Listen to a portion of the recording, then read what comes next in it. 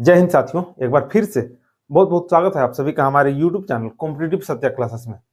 दोस्तों, हम लोग इंडियन पॉलिटी पढ़ रहे थे और इंडियन पॉलिटी का पहला चैप्टर जिसका नाम है भारतीय संविधान की ऐतिहासिक पृष्ठभूमि पढ़ रहे थे।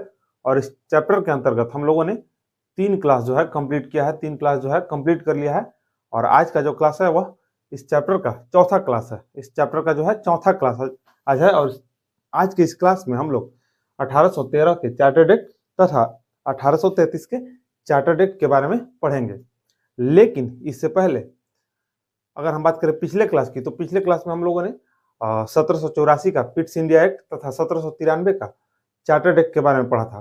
तो थोड़ा सा पिछले क्लास में जो हम लोगों ने पढ़ा है उसका रिवीजन करेंगे और इसके बाद जो है आगे की चीजों को देखेंगे। तो अगर हम बात करें पिछले क्लास की, तो पिछले क्लास में हम लोगों ने अंतिम रूप से जो हमारा अंतिम टॉपिक था वह था 1793 का चार्टर्ड एक्ट। 1793 का चार्टर्ड एक्ट, अगर हम बात करें 1793 के चार्टर्ड एक्ट के बारे में, तो 1793 के चार्टर्ड एक्ट के बारे में अगर हम बात करें तो इस एक्ट के तहत जो है भारत में पहली बार ब्रिटिश ईस्ट इंडिया कंपनी के व्यापारिक एकाधिकार पर नियंत्रण स्थापित करने का प्रयास किया गया था। 1793 के चार्टर्ड एक्ट के तहत जो है ब्रिटिश ईस्ट इंडिया कंपनी के व्यापारिक एकाधिकार पर नियंत्रण स्थापित करने का प्रयास किया गया था। कैसे किया गया था? तो देखिए, इससे पहले अगर हम बात करें तो जिस समय ब्रिटिश ईस्ट इंडिया कंपनी जो है भारत में आई थी, उस समय ब्रिटेन की महारानी एलिजाबेथ प्रथम ने कंपनी को 15 वर्षों के लिए जो है भारत में व्यापार करने का एक अधिकार प्रदान किया था। लेकिन इसके बाद ब्रिटेन के राजा जेम्स प्रथम ने कंपनी को अनिश्चित काल के लिए जो है व्यापारिक एकाधिकार प्रदान कर दिया कि कंपनी जब तक उसकी इच्छा है तब तक वो भारत में व्यापार कर सकती है। इसके अलावा भारत में कोई दूसरी कंपनी जो है भारत में आकर व्यापार नहीं कर सकती है। ब्रिटेन की कोई दूसरी कंपनी भारत में आकर व्यापार नहीं कर सकती है। तो ब्रिटेन के राजा जेम्स प्रथम ने कंपनी को अनिश्चित काल के लिए जो है व्यापारिक एकाधिकार प्रदान कर दिया। बाद में 1793 के चार्टर्ड एक्ट में जो है यह कहा गया कि कंपनी जो है अगले 20 वर्षों तक कंपनी को भारत में व्यापार करने का एक अधिकार बना रहेगा। अगले 20 वर्ष तक जो है कंपनी का भारत में व्यापार करने का एक अधिकार जो है बना रहेगा। इसके बाद जो है इसकी कोई गारंटी नहीं है कि कंपनी 20 वर्षों के बाद जो है इसका व्यापारिक एक अधिकार बना ही रहे, इसको समाप्त भी किया जा सकता है। तो 1793 के चार्टर्ड एक्ट में मुख्य रूप से यही बात कहा गया था कि कंपनी को जो है अगले 20 वर्षों तक भारत में व्यापारिक एक अधिकार प्राप्त रहेगा। इसके बाद जो है इसकी कोई गारंटी नहीं है कि इसका व्यापारिक एक अधिकार बना रहे, इसको समाप्त भी किया जा सकता है। तो वही हमने पिछले क्लास में चर्चा किया था कि 1793 का चार्टर्ड एक्ट के तहत जो है कंपनी के व्यापारिक एकाधिकार पर नियंत्रण स्थापित करने का प्रयास किया गया था। 1793 के चार्टर्ड एक्ट के तहत जो है कंपनी के व्यापारिक एकाधिकार पर नियंत्रण स्थापित करने का प्रयास किया गया था। अब देखिए, आते हैं हम आज के क्लास में। आज के जो टॉपिक है, आज का टॉपिक है वो है 1813 का चार्टर्ड एक्ट तथा 1833 का चार्टर्ड एक्ट। तो सबसे पहले हम 1813 के चार्टर्ड एक्ट के बारे में पढ़ेंगे, इसके बाद जो है हम आगे की चीजों को देखेंगे। तो देखिए, अगर हम बात करें 1813 के चार्टर्ड एक्ट के बारे में, तो 1813 के चार्टर्ड एक्ट में कई सारे बातें कही गई, कई सारे प्रावधान किए गए। 1813 के चार्टर्ड एक्ट में जो है कई सारे प्रावधान किए गए, कई सारी बातें कही गई। जैसे कि अगर हम बात करें पहले पॉइंट की बात करें तो इस एक्ट के तहत कंपनी के व्यापारिक एकाधिकार को आंशिक रूप से समाप्त किया गया, पूर्ण रूप से समाप्त नहीं किया गया। जैसे कि अगर हम बात करें आंशिक रूप से समाप्त करने की, तो देखिए, ब्रिटिश ईस्ट इंडिया कंपनी जो है भारत में कई सारी चीजों का व्यापार किया करती थी। जैसे कि सूती वस्त्र हो गया, नील हो गया, अफीम हो गया, सौरा हो गया, चाय इत्यादि कई सारी चीजें थी जिनकी ब्रिटिश कंपनी भारत से दूसरे देशों में व्यापार किया करती थी। तो कुछ चीजों को जो है वहां कुछ चीजों पर से व्यापारिक एकाधिकार हटा दिया गया। कुछ चीजों से क्या है कि व्यापारिक एकाधिकार हटा दिया गया। जैसे कि इस एक्ट के पारित होने के बाद भी अंग्रेजी कंपनी को भारत में चाय के व्यापार पर नियंत्रण स्थापित रहा। चाय के व्यापार पर जो है नियंत्रण स्थापित रहा तथा चीन के साथ व्यापार करने का एकाधिकार प्राप्त रहा। यानी कि इस एक्ट में यह कहा गया कि भारत में जो है चाय का चाय का व्यापार जो है ब्रिटिश ईस्ट इंडिया कंपनी ही देखेगी। चाय में भारत में जो है चाय का व्यापार ब्रिटिश ईस्ट इंडिया कंपनी ही करेगी। दूसरी ब्रिटेन की कोई कंपनी जो है चाय का व्यापार जो है भारत में नहीं कर सकती है। चाय का व्यापार भारत में दूसरी कोई ब्रिटेन की कंपनी नहीं कर सकती है। यही बात इस एक्ट में कहा गया कि भारत में जो है चाय का व्यापार जो है ब्रिटिश ईस्ट इंडिया कंपनी ही करेगी, दूसरी ब्रिटेन की कोई कंपनी नहीं करेगी। वहीं इस एक्ट में कहा गया कि चीन के साथ जो है व्यापार करने का एक अधिकार जो है ब्रिटिश ईस्ट इंडिया कंपनी को है। चीन के साथ ब्रिटेन की कोई दूसरी कंपनी जो है व्यापार नहीं कर सकती है। चीन के साथ ब्रिटेन की कोई दूसरी कंपनी जो है व्यापार नहीं कर सकती है, इस एक्ट में कहा गया। वहीं इस अधिनियम के तहत जो है भारत का दरवाजा व्यापार हेतु सभी ब्रिटिश कंपनियों और सभी ब्रिटिश नागरिकों के लिए खोल दिया गया। इस अधिनियम में यह प्रावधान किया गया कि ब्रिटिश ईस्ट इंडिया कंपनी के अलावे ब्रिटेन की कोई भी कंपनी भारत में जाकर व्यापार कर सकती है। ब्रिटेन के कोई भी लोग जो है भारत में जाकर व्यापार कर सकते हैं। इस एक्ट में यह बात कहा गया। अब कायदे से देखा जाए तो ब्रिटेन में केवल एक ही कंपनी थोड़ी थी। ब्रिटिश ईस्ट इंडिया कंपनी के अलावा ब्रिटेन में ब्रिटिश ईस्ट इंडिया कंपनी जैसी हजारों कंपनियां थी, लेकिन व्यापारिक एकाधिकार जो है केवल ब्रिटिश ईस्ट इंडिया कंपनी को था। इस वजह से भी कई सारी कंपनियां जो है भारत में आकर व्यापार नहीं कर पा रही थी। लेकिन जैसे ही ब्रिटिश ईस्ट इंडिया कंपनी के व्यापारिक एकाधिकार को समाप्त किया गया, यानी कि आंशिक रूप से ही समाप्त किया गया, वैसे ही ब्रिटेन की कई सारी कंपनियों के लिए भारत का दरवाजा जो है व्यापार हेतु खुल गया। ब्रिटेन की कोई भी दूसरी कंपनी जो है भारत में आकर व्यापार कर सकती थी और ब्रिटेन की कोई दूसरा नागरिक भी जो है भारत में आकर व्यापार कर सकता था। तो वहीं इस अधिनियम में यह बात कहा गया कि ब्रिटेन की कोई भी कंपनी भारत में जाकर व्यापार कर सकती है और ब्रिटेन के कोई भी लोग जो है भारत में जाकर व्यापार कर सकते हैं, इस अधिनियम में कहा गया। वहीं अगर हम बात करें अगले पॉइंट की, तो इस एक्ट में यह प्रावधान किया गया कि प्रतिवर्ष भारतीय शिक्षा पर 1 लाख रुपया खर्च किए जाएंगे। प्रतिवर्ष भारतीय शिक्षा पर 1 लाख रुपया खर्च किए जाएंगे। अब देखिए यहाँ एक सबसे बड़ा सवाल उठता है कि भाई अंग्रेज भारतीय शिक्षा पर 1 लाख रुपया क्यों खर्च करें? भारतीय शिक्षा पर जो है अंग्रेज 1 लाख रुपया क्यों खर्च करें? तो देखिए अंग्रेज लोग जो है ना वो सबसे पहले अपना मुनाफा देखता है। इसके बाद ही किसी का मुनाफा देखता है। अगर उनको लगता है कि हमारे नंगा होने से हमको फायदा है तो वह नंगा हो जाएगा, उसको इज्जत का प्रवाह नहीं है। अगर हम बात करें 1 लाख रुपया खर्च करने की, भाई इतना दयालु कब से हो गया इन लोग कि भाई 1 लाख रुपया भारतीय शिक्षा पर खर्च करेगा? इसका कई सारे कारण है। जैसे कि अगर आप किसी जगह पर व्यापार करने जाते हैं, अगर आप किसी नए स्थान पर व्यापार करने जाते हैं, तो सबसे पहला बात यह है कि आपको वहां का भाषा समझ में आना चाहिए तथा वहां के लोगों को आपकी भाषा समझ में आनी चाहिए। अगर आप बिहार से हैं, आप झारखंड से हैं और आप सोचते हैं कि तमिलनाडु में जाकर यहाँ से व्यापार कर ले, तो थोड़ा मुश्किल है। जब तक आप वहाँ के भाषा को नहीं समझेंगे और वहाँ के लोग आपके भाषा को नहीं समझेंगे, तब तक व्यापार करना मुश्किल हो जाएगा। तो थोड़ा सा एक कारण ये भी है। दूसरे कारण की बात करें तो देखिए अंग्रेज लोग, जैसे ब्रिटिश ईस्ट इंडिया कंपनी की बात करें तो उसमें जितने भी कर्मचारी हो, अधिकारी हो, वो सब कहाँ के थे? ब्रिटेन के थे। और ब्रिटेन से आए हुए कर्मचारी या अधिकारी छोटा से छोटा पद के लिए, अगर हम बात करें छोटे से छोटे पद की, तो छोटे से छोटे पद के लिए अगर वो 100 रुपए लेते हैं, तो भारतीय जो है 10 रुपया में वो काम कर देंगे। भारतीय जो है वही काम 10 रुपया में कर देंगे। तो अंग्रेज जो है यही चाहते थे कि भारतीयों को थोड़ा शिक्षित किया जाए, थोड़ा जो है अंग्रेजी उन लोग को सिखा दिया जाए, ताकि छोटे मोटे पद पर जो है वो काम आ सके, छोटे मोटे पद पर जो है कम पैसे में हमारा काम करके हमें दे। तो एक कारण ये भी है कि भारतीय शिक्षा पर जो है अंग्रेज लोग प्रतिवर्ष 1 लाख रुपया खर्च करने का प्रावधान किया गया इस एक्ट में। और ये पैसा अगर जो अभी के हिसाब से देखा जाए तो एक नॉर्मल जो है छोटा से छोटा बच्चा का लगभग स्कूल का फी हो जाता है 1 साल का 1 लाख रुपया। ये कोई बहुत बड़ा अमाउंट नहीं है, हालांकि उस समय की बात करें तो उस समय एक बड़ा अमाउंट था। 1 लाख रुपया जो है बड़ा अमाउंट था, लेकिन अभी देखा जाए तो वर्तमान में 1 लाख रुपया एक बच्चे का ट्यूशन फी हो जाता है 1 साल का। तो ये कोई बहुत बड़ी रकम नहीं थी अभी के हिसाब से। उस समय के हिसाब से बात करें तो उस समय के हिसाब से भी बहुत ज्यादा बड़ा रकम नहीं था, लेकिन एक उन लोगों का था कि भाई भारतीयों को थोड़ा शिक्षित किया जाए, थोड़ा अंग्रेजी जो है टूटी फूटी सही सिखा दिया जाए, ताकि हमारे छोटे से छोटे पद के लिए काम आ सके। तो अपना फायदा देखकर जो है अंग्रेज भारतीय शिक्षा पर 1 लाख रुपया खर्च करने का प्रावधान किए।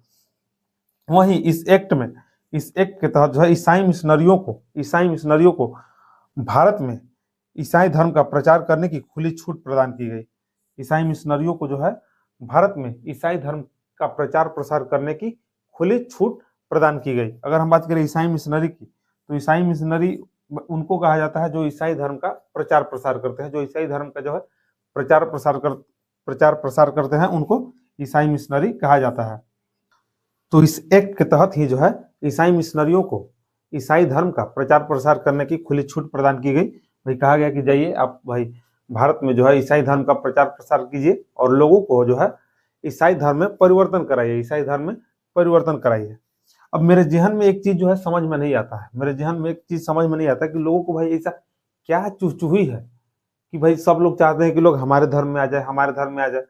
चाहे अगर हम ईसाई धर्म की बात करें या फिर इस्लाम धर्म की बात करें, ये दो धर्म ऐसे धर्म है जो अपने समय में अपने स्तर पर लोगों को अधिक संख्या में जो है ईसाई धर्म में परिवर्तन कराए, इस्लाम धर्म में परिवर्तन कराए। चाहे इस्लाम धर्म में तो अधिक संख्या में जो है अरब से कई सारे मुस्लिम शासकों ने भारत में जो है आक्रमण किया तथा जबरन लोगों को धर्म परिवर्तन कराया, जबरन जो है लोगों का धर्म परिवर्तन कराया। तो पता नहीं लोगों को ऐसा क्यों लगता है कि भाई लोग हमारे धर्म में आ जाएंगे तो ज्यादा बढ़िया होगा। सबका अपना अपना धर्म है, ईसाई धर्म अपने जगह पर सही है, इस्लाम धर्म अपने जगह पर सही है, सनातन धर्म जो है अपने जगह पर सही है। लोगों को लगता है कि भाई सब ईसाई हो जाएगा तो क्या भारत से गरीबी खत्म हो जाएगा? क्या लोगों के पास तकलीफ नहीं रहेगा? सभी लोग अगर इस्लाम में आ जाएगा तो लोग गरीब नहीं रहेंगे? ऐसा बिल्कुल भी नहीं है। तो फिर भी पता नहीं लोगों को ऐसा क्यों लगता है कि भाई लोग हमारे धर्म में आ जाए। सब अपने अपने धर्म में सही है, सब जो है सबका धर्म जो है अपने जगह पर सही है, लेकिन पता नहीं लोगों को क्यों ऐसा लगता है कि भाई हमारे धर्म में आ जाए सब, हम अपने धर्म का प्रचार प्रसार करेंगे तो लोग हमारे धर्म में आ जाएंगे। अरे आपके धर्म में आ जाएंगे तो ऐसा थोड़ी है कि भाई लोग मतलब सब अमीर हो जाएगा, किसी के पास तकलीफ नहीं रहेगा। कायदे से देखा जाए तो सनातन ऐसा धर्म है ना, सनातन ऐसा धर्म है जो किसी को जबरदस्ती अपना धर्म परिवर्तन नहीं कराता है। या कहीं भी आप इतिहास उठाकर देखेंगे तो आपको इस धर्म का कोई ऐसा शासक नहीं मिलेगा जो किसी दूसरे देश में गया हो और आक्रमण किया हो तथा लोगों को अपना धर्म जबरदस्ती थोपा हो। तो एक दुनिया में एक सनातन ही ऐसा धर्म है जो जबरदस्ती किसी पर अपना धर्म नहीं थोपा है। अगर देखा जाए तो ईसाई धर्म का भी कुछ हाल ठीक ठाक नहीं है। तो ये एक धर्म जो ऐसा है जो जबरदस्ती लोगों को जो है अपने धर्म में लोगों का परिवर्तन कराया। तो प्रयास यही होना चाहिए कि आपके धर्म की जो अच्छी बातें हैं वह लोगों तक पहुंचे, आपके धर्म की जो है अच्छी सीख क्या है वह लोगों तक पहुंचे, न कि भाई लोभ प्रलोभ देकर जो है लोगों को जबरदस्ती धर्म परिवर्तन कराया जाए। तो यह था 1813 का चार्टर्ड एक्ट, 1813 का चार्टर्ड एक्ट। अब हम आगे जो टॉपिक है वह है 1833 का चार्टर्ड एक्ट। 1833 का चार्टर्ड एक्ट, देखिए अगर हम बात करें 1833 के चार्टर्ड एक्ट की, तो इस एक्ट के तहत जो है ब्रिटिश कंपनी के व्यापारिक एकाधिकार को पूर्णतः समाप्त कर दिया गया। अगर हम बात करें देखिए 1813 के चार्टर्ड एक्ट में जो है आंशिक रूप से समाप्त किया गया था। 1813 के चार्टर्ड एक्ट में जो है कंपनी के व्यापारिक एकाधिकार को आंशिक रूप से समाप्त किया गया था। वहीं 1833 के चार्टर्ड एक्ट में जो है कंपनी के व्यापारिक एकाधिकार को जो है पूर्णतः समाप्त कर दिया गया। मतलब ये कि चीन के साथ चाय के व्यापार का जो एकाधिकार प्राप्त था वह भी समाप्त किया जाता है। चीन के साथ चाय का व्यापार करने का एकाधिकार जो प्राप्त था वह भी खत्म कर दिया गया। खत्म कर दिया गया।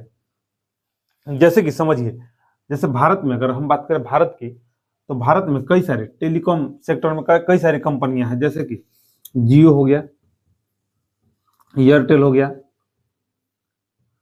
वोडा आइडिया हो गया, तथा बीएसएनएल भी है, तथा बीएसएनएल बीएसएनएल भी है। अगर अगर भारत के जैसे भारत की सरकार कह दे कि आपको भाई व्यापार भारत में नहीं करना है, आपको भारत में व्यापार नहीं करना है, एयरटेल, वोडा आइडिया तथा बीएसएनएल कह दे कि आपको भारत में व्यापार नहीं करना है, सिर्फ भारत में जब भी व्यापार करेगी तो जियो करेगी, यानी कि जियो का जो है एकाधिकार है, जियो का टेलीकॉम सेक्टर में व्यापारिक एकाधिकार हो गया। लेकिन वही कह दिया गया कि भाई अब केवल आप ही नहीं कीजिएगा, अब आप भी कीजिए, करना है तो एयरटेल भी करेगी, वोडा आइडिया भी करेगी, बीएसएनएल भी करेगी, यानी कि अब कंपटीशन जो है बढ़ जाएगा। जैसे ही व्यापारिक एकाधिकार को समाप्त कर दिया जाएगा तो कंपटीशन क्या है, बढ़ जाएगा, क्योंकि और भी कंपनियां काम करने लगी। तो वही इसके साथ भी हुआ, ब्रिटिश कंपनी के साथ यही हुआ कि भाई इसका व्यापारिक एकाधिकार को समाप्त कर दिया गया। अब आपका मन है तो व्यापार कीजिए, नहीं मन है तो मत कीजिए। तो इस एक्ट के तहत जो है कंपनी के व्यापारिक एकाधिकार को समाप्त कर दिया गया, कंपनी के व्यापारिक एकाधिकार को समाप्त कर दिया गया, तथा इसी एक्ट के तहत जो है कंपनी को पूर्णतः प्रशासनिक कंपनी बना दिया गया। पूर्णतः क्या है, प्रशासनिक कंपनी बना दिया गया। यानी कि अब जो ब्रिटिश ईस्ट इंडिया कंपनी है वह व्यापार नहीं करेगी, वह अब भारत में शासन प्रशासन को देखेगी। तो इस एक्ट में यही कहा गया कि कंपनी जो है, अब कंपनी व्यापारिक कंपनी नहीं रहेगी, अब जो है प्रशासनिक कंपनी बन जाएगी, प्रशासनिक कंपनी हो जाएगी। और अब भारत में जो है British east India company Bharat के शासन प्रशासन को देखेगी। वहीं अगर हम बात करें इस एक्ट की, यानी कि 1833 के चार्टर्ड एक्ट की, तो इस एक्ट के तहत कंपनी के अधीन होने वाले नियुक्ति या नियोजन में भेदभाव पर प्रतिबंध लगा दिया गया। यानी कि कंपनी में नियुक्ति होती थी, किसी भी कर्मचारी, अधिकारी या काम करने वाले लोगों की नियुक्ति होती थी, तो उसमें जाति, धर्म, रंग इत्यादि के आधार पर भेदभाव किया जाता था। या ये देखा जाता था कि भाई आदमी गोरा है कि काला है, उच्च जाति का है कि निम्न जाति का है, कौन सा किस धर्म का है। तो ये सारी चीजें देखी जाती थी कंपनी में काम करने के लिए कि भाई आदमी गोरा है कि काला है, किस धर्म का है, किस जाति का है। तो ये सारी चीजें व्याप्त थी। तो 1833 का जब चार्टर्ड एक्ट आया तो उसमें जो है कंपनी में होने वाले नियुक्ति जो है उस पर भेदभाव में प्रतिबंध लगा दिया गया। यानी कि अब जो है रंग, जाति, धर्म इत्यादि देखकर जो है कंपनी में नियुक्ति नहीं की जाएगी, बल्कि योग्यता के आधार पर नियुक्ति की जाएगी। बल्कि क्या है कि योग्यता के आधार पर जो है कंपनी में नियुक्ति की जाएगी। वहीं अगर हम बात करें अगले पॉइंट की, तो इस अधिनियम के तहत कंपनी की सेवा में भारतीयों के नियुक्ति का अवसर जो है प्रदान किया गया। इस एक्ट में अब कहा गया कि जो है भारतीयों को भी कंपनी में सम्मिलित किया जाए, भारतीयों को जो है कंपनी की सेवा में लगाया जाए। तो इस एक्ट के तहत जो है कंपनी की सेवा में भारतीयों की नियुक्ति का जो है अवसर प्रदान किया गया, वहीं अगर हम बात करें अगले पॉइंट की, तो इस 1833 के चार्टर्ड एक्ट के तहत जो है बंगाल के गवर्नर जनरल का पदनाम बदलकर भारत का गवर्नर जनरल किया गया। और इसकी चर्चा हमने पहले क्लास में भी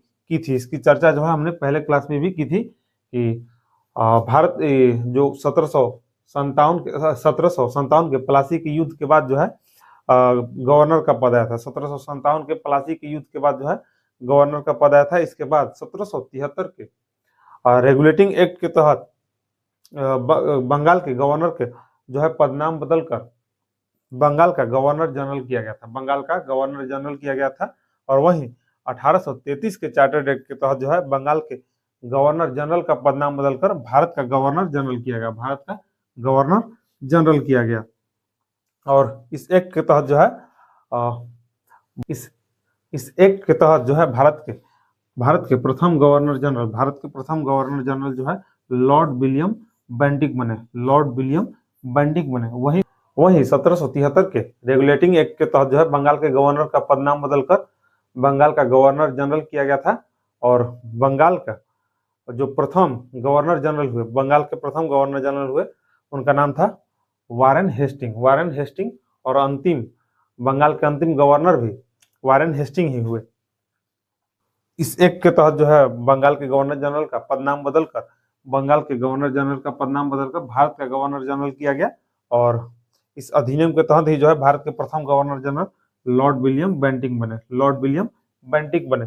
वहीं इस एक्ट के तहत प्रथम विधि आयोग का गठन, इस एक्ट के तहत जो है प्रथम विधि आयोग का गठन 1834 ईस्वी में हुआ। 1834 ईस्वी में हुआ और विधि आयोग के प्रथम सदस्य लॉर्ड मैकाले बने। विधि आयोग के जो है प्रथम सदस्य लॉर्ड मैकाले बने। वहीं 1833 के चार्टर्ड एक्ट के तहत ही दास प्रथा को खत्म करने का प्रावधान किया गया। दास प्रथा को जो है खत्म करने का प्रावधान किया गया। हालांकि 1833 के चार्टर्ड एक्ट के तहत जो है दास प्रथा जो है समाप्त नहीं हो पाया। बाद में जो है 1843 ईस्वी में लॉर्ड एलनबरो द्वारा अधिनियम बनाकर दास प्रथा को समाप्त किया गया। हालांकि अगर हम बात करें दास प्रथा की या फिर सती प्रथा की,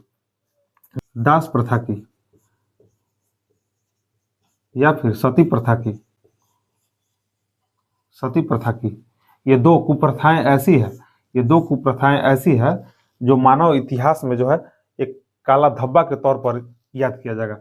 ये दो कुप्रथाएं ऐसी है जिनको मानव इतिहास में जो है काला धब्बा के तौर पर याद किया जाएगा। हम कितना भी तरक्की क्यों न कर ले, कितना भी आधुनिक क्यों न हो जाए, लेकिन जब हम पीछे की घटनाओं को देखेंगे तो हमें अपने आप में शर्म आएगी कि एक समय ऐसा था कि मानव जो है मानव के साथ बर्बरता किया करता था। अगर हम बात करें सती प्रथा की तो सती प्रथा में जो है यदि किसी व्यक्ति की मृत्यु हो जाती थी तो उसकी पत्नी को जो है जिंदा उसकी चिता पर जला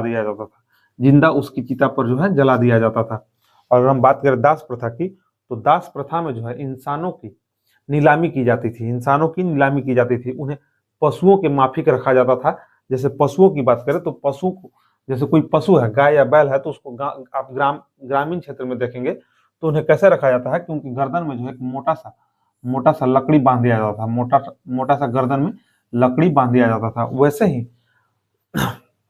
दास प्रथा में मानव के साथ जो है ऐसी बर्बरता की जाती थी, जैसे उनके गर्दन पे जो है इस तरह का लकड़ी जो है गर्दन पे बांधा जाता था। यहाँ पे जो है इस तरह का लकड़ी बांधा जाता था, काफी वजनदार लकड़ी दास प्रथा में। और उनकी नीलामी होती थी, उनकी खरीद बिक्री होती थी। अगर हम बात करें दास प्रथा की तो जिस समय जैसे 1833 के चार्टर्ड एक्ट में जो है दास प्रथा को समाप्त करने का प्रावधान किया गया। 1834 ईस्वी की बात करें तो 1834 ईस्वी में अफ्रीका के दक्षिणी सिरा पर स्थित केप एक जगह है। अफ्रीका के जो है दक्षिणी सिरा पर स्थित एक जगह है केप के निजी स्वामित्व में जो है दासों की संख्या 36,774 हुआ करती थी। 36,774 हुआ करती थी दासों की संख्या। 1824 ईस्वी में केप जाने वाले यात्री ने वहां होने वाले नीलामी का आंखों देखी ब्यौरा प्रस्तुत किया है। उसने बताया कि जब उसे मालूम चला कि यहाँ पशुओं की तथा कृषि उत्पादों की नीलामी होने वाली है तो वह अपनी गाड़ी जो है वहीं पे रोक दिया नए बैल खरीदने के लिए। तो जब उसने देखा कि नीलामी की वस्तुओं में एक स्त्री तथा उसके तीन बच्चे भी नीलामी के लिए लाए गए हैं और उनको जो है पशुओं के माफिक परखा गया। उनको क्या है कि पशुओं के माफिक परखा गया। जैसे आप देखेंगे कि कोई गाय या बकरी खरीदने जाता है तो उसे थोड़ा ठोक बजा करके देखता है, उसी प्रकार इनको भी परखा गया और अंततः जो है स्त्री को अलग खरीदार के साथ और उसके तीन बच्चों को जो है अलग खरीदारों को बेच दिया गया। जब उन्हें ले जाया जाने लगा तो जो महिला है वो अपने बच्चों को जो है वेदना चिंता भरी नजरों से जो है अपने बच्चों की ओर देख रही थी और वहीं पे जो बच्चे हैं व्याकुल और आंसू भरी नजरों से अपने माँ की ओर देख रहे थे। जब उन्हें ले जाया जाने लगा तो बच्चे जो है व्याकुलता से दौड़ते हुए अपने माँ से लिपट गए और यह दृश्य जो था यह दृश्य दिल दहलाने वाला दृश्य था। इसके बावजूद वहाँ जो लोग थे काफी असंवेदनशील थे। वहाँ जो दर्शक देख रहे थे उनके चेहरे पे हंसी थी। जरा सोचिए उस माँ के बारे में कि क्या बीत रही होगी उसके ऊपर, कि वो अपने बच्चों को जो है बाजार में अपने सामने, अपनी आंखों के सामने बिकते हुए देख रही थी। वहीं जो है बच्चे जो है अपनी माँ से अलग हो रहे थे। क्या बीत रही होगी उन बच्चों पर। इतना मर्माहत करने वाला दृश्य हो गया। यहाँ हम लोग एक दिन अपनी माँ को नहीं देखते हैं तो मतलब मन नहीं लगता है घर में। माँ एक दिन के लिए कहीं चली जाती है तो घर में मन नहीं लगता है। आदमी कहीं से भी आता है घूम कर घर पे तो देखता है कि माँ नहीं है तो पूछ देता है कि माँ किधर गई है। और जरा सोचिए कि इनको हमेशा हमेशा के लिए अलग किया जा रहा होगा, क्या बीत रहा होगा इनके ऊपर। और इस घटना का जिक्र जो है नाइजल वार्डन के द्वारा लिखित एक किताब है, the chains that bind us, a history of slavery at the Cape, 1996 में इसका वर्णन किया गया है।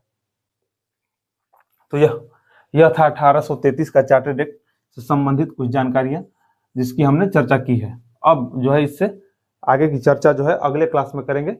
और तब तक के लिए विदा लेते हैं और मिलते हैं अगले क्लास में। तब तक के लिए जय हिंद, जय भारत।